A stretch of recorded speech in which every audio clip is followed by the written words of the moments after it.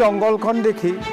মানুহে ভাবে আগৰ পৰাই আছিল কিন্তু কথাটো হ'ল জংঘলটো শুকান বালিৰ সৃষ্টি কৰোঁতে কিমান বছৰ লাগিছে সেইটো মই জানো মই যোৰহাট ককিলামুখ 1 নং মিচিংগাঁৱত থাকোঁ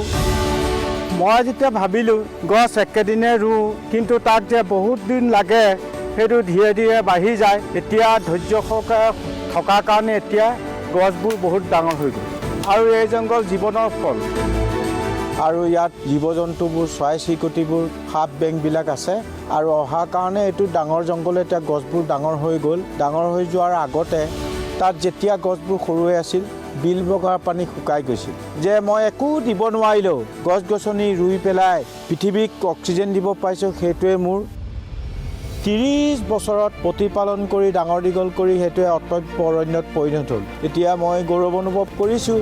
যে অকলে কি কৰিব নোৱাৰে